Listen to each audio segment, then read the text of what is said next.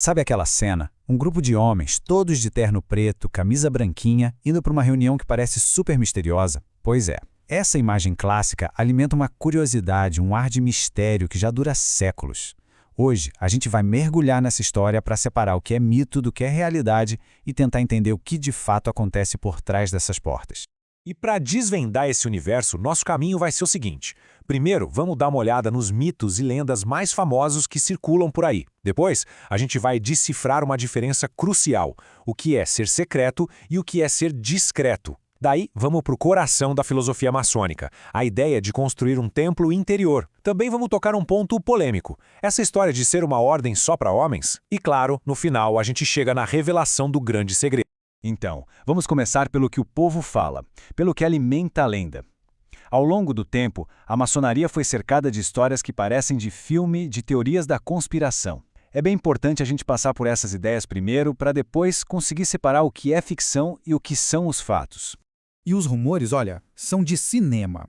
Rola uma conversa de que eles adoram um bode preto, que seria o próprio diabo, falam de juramentos de sangue com pena de morte para quem trai o grupo, tem gente que jura de pé junto que já espiou pela janela e viu rituais com caveiras, com espadas e, claro, talvez a acusação mais famosa de todas, a de que são inimigos mortais da Igreja Católica e que seus membros são excomungados na hora. Ok, com um monte de história assim, a pergunta que não quer calar é: o que é verdade e o que é invenção? O que acontece de verdade lá dentro? Bom, a partir de agora a gente vai deixar a especulação de lado e buscar as respostas na própria filosofia e na estrutura da ordem.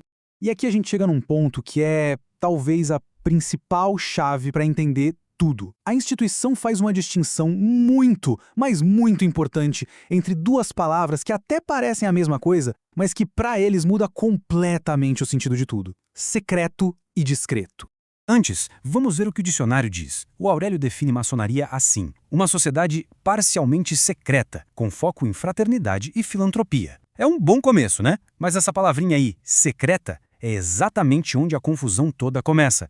E aqui está a grande virada de chave. Para a maçonaria, existe um abismo entre essas duas palavras. Secreto é aquilo que se esconde, que não pode ser contado de jeito nenhum. Já discreto é só algo reservado, que diz respeito apenas a quem está participando. Pensa numa reunião de condomínio. Ela é discreta, mas não é secreta. É essa a lógica. A ordem se define como discreta e não secreta. E essa distinção é fundamental. Tá, então o que eles mantêm de forma discreta? Basicamente, o jeito deles de agir, os rituais de iniciação, toda a simbologia que eles usam e o fato de ser uma organização restrita. Mas olha que interessante, não é um segredo absoluto. Os rituais deles estão impressos em livros, as práticas são estudadas por acadêmicos, não tem nada escondido, é só uma forma de trabalhar que é reservada para o grupo. Bom, agora que a gente deixou um pouco os mistérios de lado, vamos para o coração da maçonaria. Qual é o propósito disso tudo? E a resposta é bem mais filosófica e pessoal do que muita gente imagina. A ideia principal é um aperfeiçoamento constante, tanto da pessoa quanto da sociedade como um todo. O caminho de um maçom é visto como uma jornada de construção. A ideia é que, através da iniciação e do conhecimento, cada membro comece a construir o seu próprio templo interior, descobrindo o seu eu oculto. E o objetivo final de tudo isso é que, ao se tornar uma pessoa melhor, ele ajude a preparar uma sociedade mais justa, mais humana.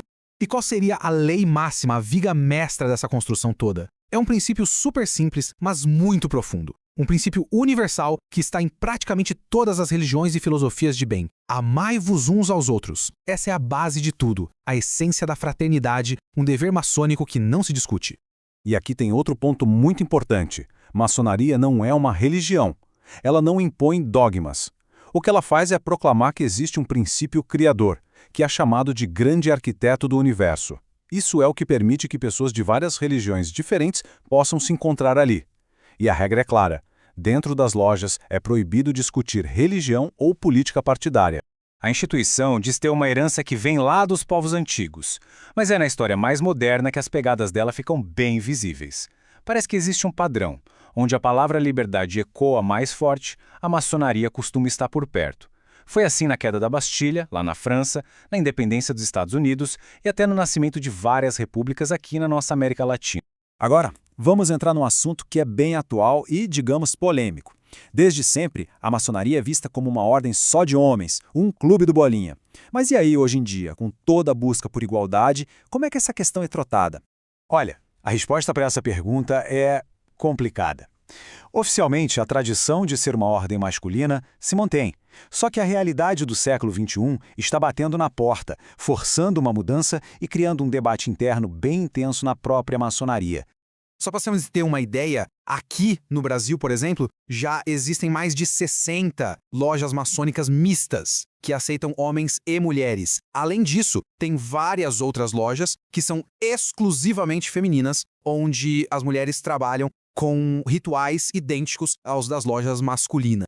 E é aqui que está o centro da atenção. Embora essas lojas de mulheres e mistas existam e funcionem, nenhuma delas tem o reconhecimento formal das potências maçônicas tradicionais.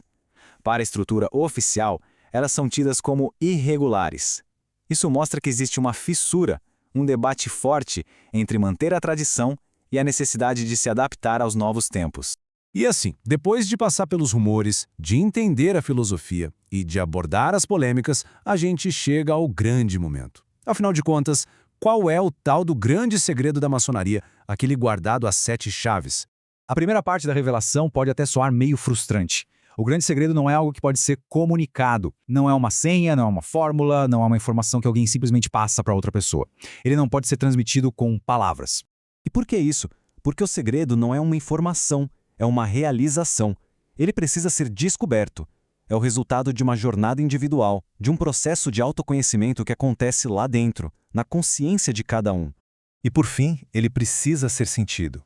O verdadeiro segredo é uma experiência que não se transfere. É a conscientização profunda sobre si mesmo, sobre o seu lugar no universo. É algo que vai além das palavras, que só pode ser vivido. No fundo, o segredo é o próprio resultado da jornada de construir o seu templo interior. E para fechar essa nossa análise, uma reflexão que talvez resuma toda essa complexidade. É uma oração atribuída ao Papa João XXIII que parece construir uma ponte sobre aquele abismo histórico que sempre existiu entre a maçonaria e a Igreja. Nela se diz: invocamos o teu perdão pela heresia, que nos impediu de reconhecer em nossos irmãos maçons os teus seguidores prediletos. Te rogamos, nos faça sentir que um compasso sobre um novo altar pode significar tanto quanto velhos crucifixos. Uma mensagem poderosíssima sobre tolerância, sobre simbolismo e sobre os muitos caminhos que podem levar ao sagrado.